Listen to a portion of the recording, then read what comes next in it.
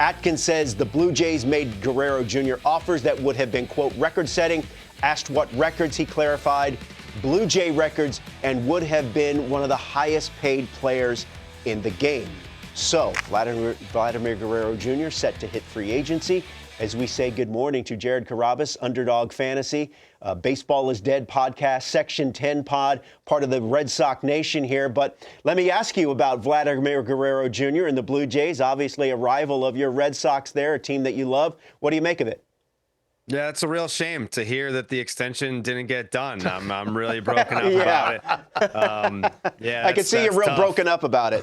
Yeah, I'm pretty upset. I mean, I'm reading this tweet from Bob Nightingale. He says it's no secret that Vladimir Guerrero Jr. has told friends that if he hits free agency, he'd love to play for the Boston Red Sox. So I don't know. Listen, it's one thing to work out a trade. I feel like, everyone was talking about, oh, let's trade for him. If he hits free agency and the guy just wants to play for the Red Sox, let him play for the Red Sox. It's his lifelong. Let's make some dreams come true. Why not? Hey, but Jared, to be fair, there is some uncertainty about that first base position.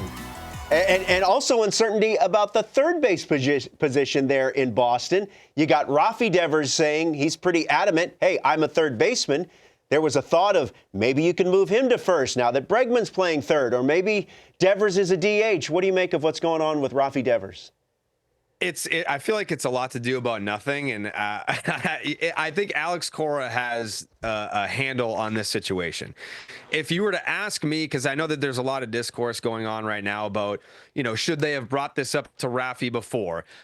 I don't see the point in having the conversation with Devers 2 months ago, like, hey, we're talking to Bregman, because you don't want to go to Rafi and say, hey, we don't believe in your defensive ability.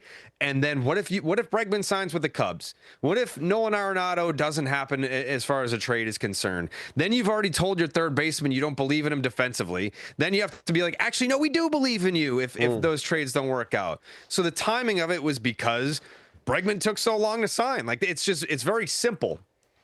Whether or not this continues to be a headache, I just believe in Alex Cora's ability to get a handle on this. His relationship with Rafi goes back to November of 2017. He's been alongside Rafi since he got called up as a kid.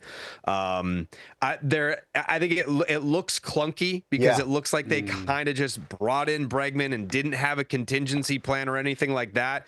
But these types of things work themselves out. And the silver lining is, you have a ton of talent. That's a great problem to have. You're so right. I want to ask you about the Red Sox, especially the starting pitching, adding Crochet. Last year, boy, they did a great job. They kind of ran out of gas last year, but the starting pitching looks much better than it did last. No doubt. If Lucas Giolito was supposed to be your opening day starter last year and he's your number 5 starter this year, you're doing pretty good. I love the addition of Walker Buehler. He's a dog. He's a gamer. Getting Tommy John surgery twice is no small thing. So I really just hope he has a healthy season more than anything.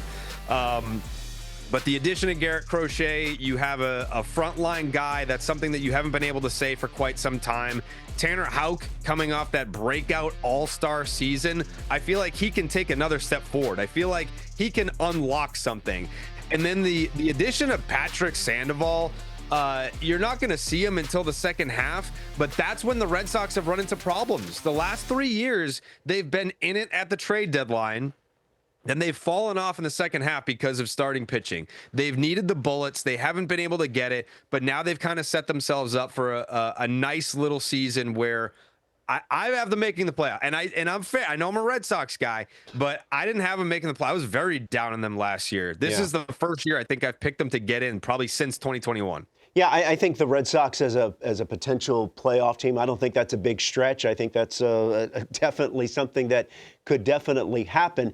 As for the division as a whole, the New York Yankees, they lose Soto, but as we said in the previous segment, we feel like they got better despite losing Juan Soto. Where are you in the Yankees, and are they still the team to beat in that AL East? Yeah, they're absolutely still the team to beat in the division. It's hard to quantify the loss of Juan Soto and the addition of, a Devin Williams, a Max Fried, a Paul Goldschmidt, a Cody Bellinger. Like, are they better? I'm reluctant to say that they're better. Are they still the best team? Yes. Are they as scary this year as they were last year with Juan Soto?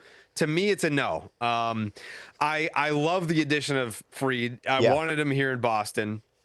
Ground ball guy and just one of the best starters in baseball. And he also has the postseason pedigree, which that's something that you have to account for big time when you have the Yankees. Like, they're going to be there. Like, when's the last time they had a losing season? It was probably what, the 60s?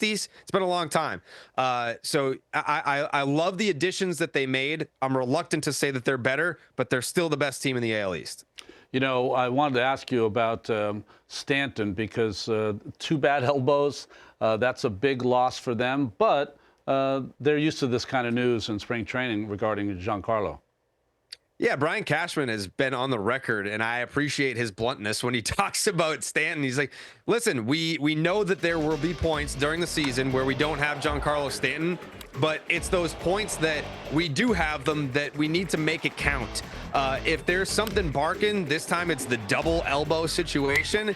We got to give him his time. And, you know, if it's the calf, if it's the quad, if it's the lat, we have to give him his time because we saw what kind of impact he can have on the New York Yankees offense in the postseason. Yeah. And that's really, you know, that they're going to be there. They need Stanton to be healthy for that. Yeah, he's been one of their, I mean, Giancarlo Stanton, for as much flack as he gets from especially Yankee fans, he's been their best postseason performer for the last handful of years. So the guy shows up when all the money's on the line. Jared Carrabis, Section 10 pod, Underdog Fantasy, Baseball is Dead podcast. Jared, always great to catch up with you. Thanks, man.